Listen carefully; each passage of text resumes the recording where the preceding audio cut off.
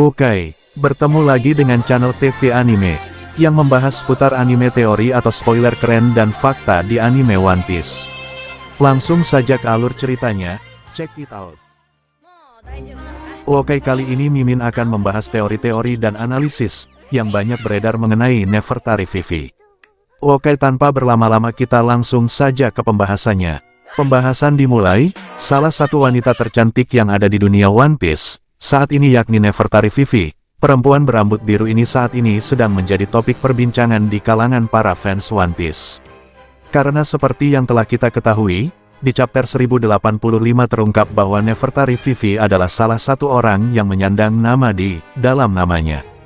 Dan nenek moyangnya sendiri yaitu Nefertari di Lili telah menjadi musuh 20 kerajaan yang sepertinya dulu mendirikan pemerintahan dunia di masa abad kekosongan.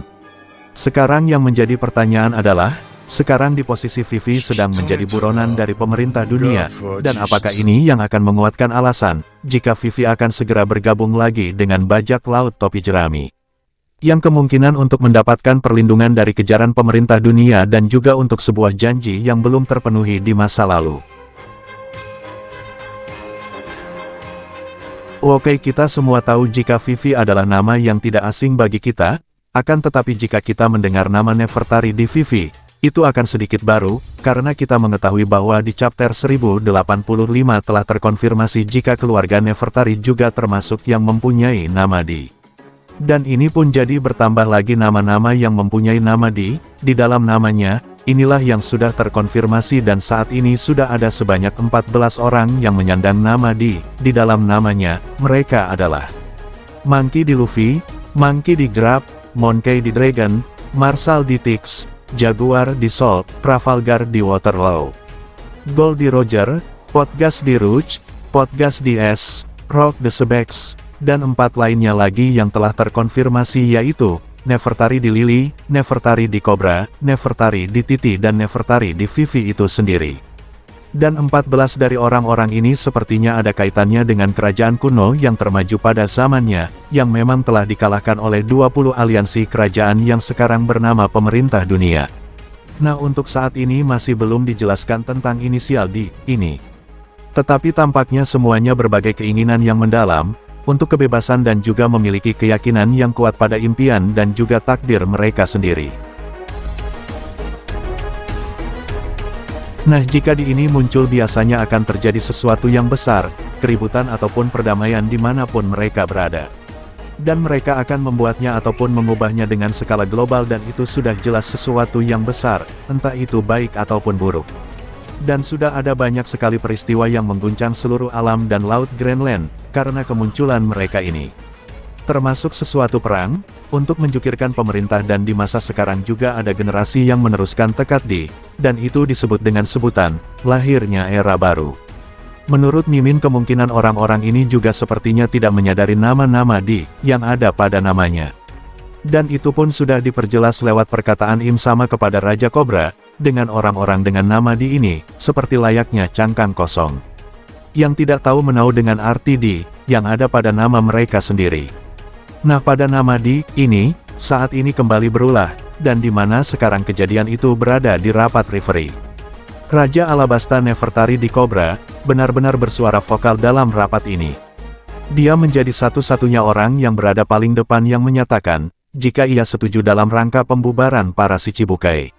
Belum lagi dengan keberaniannya, yang berani menanyakan secara langsung kepada 5 Gorosei, yang pada waktu itu dilakukan demi mewujudkan rasa ingin tahu, perihal hal yang menurutnya masih perlu diperjelaskan.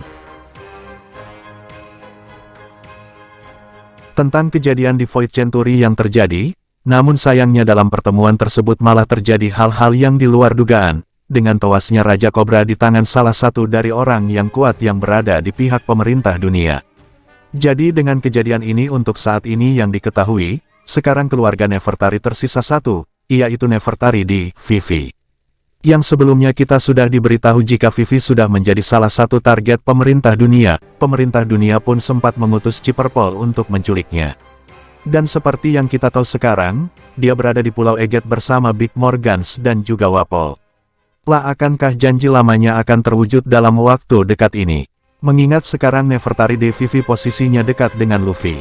Dan kemungkinan yang akan terjadi, ialah Nefertari Vivi pun akan kembali berlayar bersama bakas senco kita yaitu Monkai D. Luffy.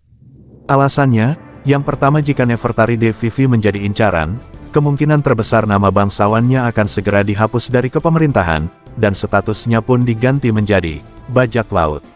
Dan alasan kedua pada saat Luffy meminta Vivi untuk menjadi nakamanya, pada waktu itu Vivi belum mau dengan alasan dia akan membantu di kerajaannya, namun pada saat itu Luffy pun bertanya, apa jika mereka bertemu lagi kita akan tetap berteman?